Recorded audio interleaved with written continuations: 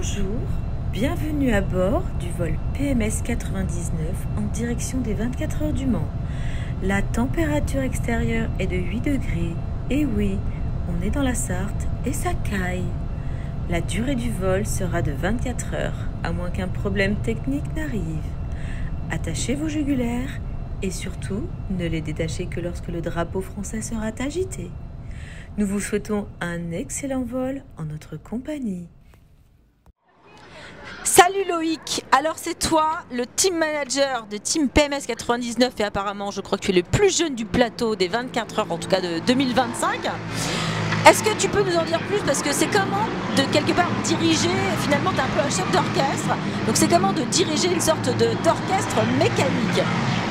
Ouais, c'est un peu comme de la musique, il faut que la partition soit nickel tout le long. C'est pas toujours facile parce que là on a quand même beaucoup de facteurs humains au-delà de la partie mécanique. Mais avec une équipe comme la nôtre, l'avantage c'est que tout le monde se connaît, tout le monde sait ce qu'il a à faire et ça roule plutôt très bien. C'est cool, c'est cool.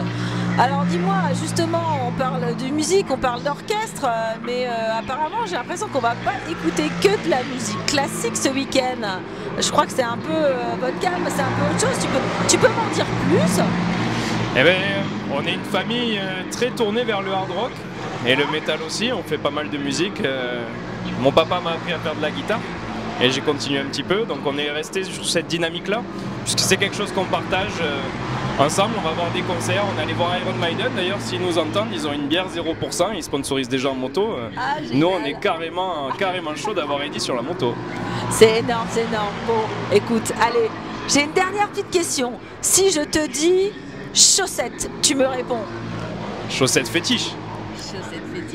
Bon écoute, en tout cas merci Loïc et puis on se retrouve cet après-midi pour les premières qualifications. On a hâte de continuer à embarquer avec toute cette belle équipe. Ciao. Bonjour Leandro.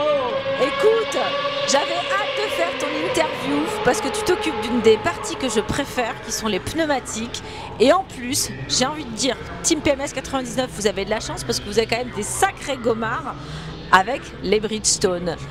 Alors, il paraît que, on m'a dit, mon petit doigt m'a dit qu'apparemment toi tu étais capable de récolter plus de données que le Yard et ce, sans acquisition de données. Est-ce que tu peux m'en raconter un peu plus? Oui, c'est vrai qu'on n'a pas d'acquisition des données automatiques pour les pneus, donc on utilise les essais, tous ces jours qui précèdent la course pour l'obtention des données.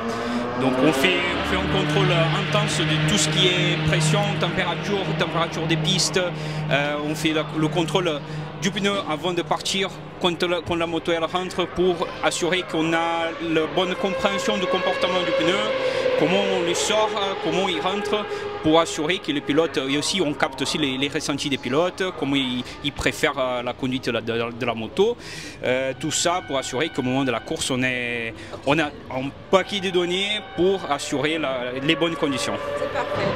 Et alors, on m'a même dit que quand même, tu avais réussi, grâce aussi à toute ton expertise, à épater un certain Peter. Peter n'est autre quand même que l'ancien ingénieur d'un certain VR46. Lors des 24 heures de Barcelone que vous aviez fait avec le team PMS 99, c'est fou ça. Alors, c'est quoi cette histoire? C'est vrai? Ouais, c'est vrai, ça me fait énormément plaisir de savoir ça parce qu'en effet c'était la 3e course à Barcelone, donc on a raffiné beaucoup de choses, on a mis au point tous nos fichiers de contrôle et tout, et on a pu donner à Bridge, à Peter en retour d'expérience avec plein de photos, des conditions des pneus et tout, et apparemment il a bien apprécié tout ce qu'on a travaillé, tout ce qu'on a fait. C'est génial. Et ben, en tout cas, je pense que les gomards sont entre de très bonnes mains. Et puis comme on dit, hein, la pression, elle va être que dans les pneus. Merci. Hello Gary, is that how we pronounce your first name? Because it's not easy to say. Yeah, I'm from Latvia, and nobody knows. Like my name is not so popular. Yes. Yeah, my name is Garis. Full name, but you can call me Garix. Okay, thank you, Garis. I've got an information. They tell me that you are the ginger of the 24 hours of Le Mans. Can you explain why? Yeah, we can say like this. Yes. I think I had a match with PMS 99. Exact, Louis. he write me, and our first conversation was, you was ride with Yamaha, we are riding with Yamaha. Your team covers is red and white, and our team cover is red and white. And I think we can make some connection with you. It was the first conversation between me and Louis. Okay, it's like a crush, like we have in Tinder, with Tinder in general. Okay, thank you. So it seems that you exude, you are very funny, with a lot of energy people, and I wish you to have this fun because it's your first 24-hour Le Mans. So I wish you to enjoy the race. I already enjoyed the weekend. We made great job with the team. Everything goes well, and I think together with Marcus and Hugo we can make really good results in this weekend, and everybody will be proud of us. Okay. So thank you, guys. Yes. Bye bye. Ciao. Un homme au fourneau. Bonjour Yves. Bonjour Aurélie. Alors, il paraît que c'est toi qui prépare avec ton équipe toute la nourriture pour nourrir tout cet équipage. Explique-moi comment on fait pour nourrir autant de bouches durant 24 heures de course, même 4 jours, puisque vous êtes là depuis 4 jours. Une semaine. On a une équipe de choc, tout le monde n'est pas là maintenant.